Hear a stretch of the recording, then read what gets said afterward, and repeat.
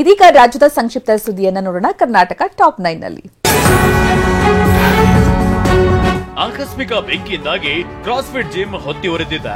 ಬೆಂಗಳೂರು ನಗರ ಜಿಲ್ಲೆಯ ಆನೇಕಲ್ ತಾಲೂಕಿನ ಮರಸೂರಿನಲ್ಲಿ ಅಗ್ನಿ ದುರಂತ ಸಂಭವಿಸಿದ್ದು ಜಿಮ್ಗೆ ಅಳವಡಿಸಿದ್ದ ಗ್ಲಾಸ್ ಸ್ಫೋಟಗೊಂಡಿದೆ. ಇನ್ನು ಸ್ಥಳಕ್ಕೆ ಆಗಮಿಸಿದ ಅಗ್ನಿಶಾಮಕ ದಳದ ಸಿಬ್ಬಂದಿ ಬೆಂಕಿ ನಂದಿಸಿದ್ದಾರೆ.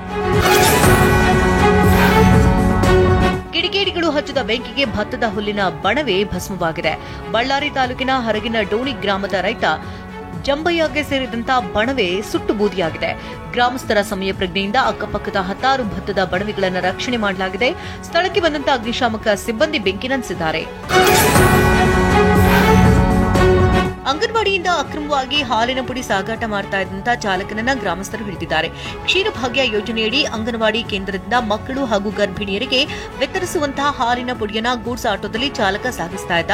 ಮೈಸೂರು ಜಿಲ್ಲೆಯ ಹುಣಸೂರು ತಾಲೂಕಿನ ಮಾದಹಳ್ಳಿ ಅಂಗನವಾಡಿ ಕೇಂದ್ರದಿಂದ ಅರ್ಧ ಕೆಜಿಯ 40 ಪ್ಯಾಕೆಟ್ ಹಾಲಿನ ಪುಡಿಯನ್ನ ಕೊಂಡೊಯ್ಯುವಾಗ ಅಫ್ಸರ್ ಪಾಷಾನನ್ನ ವಶಕ್ಕೆ ಪಡೆಯಲಾಗಿದೆ.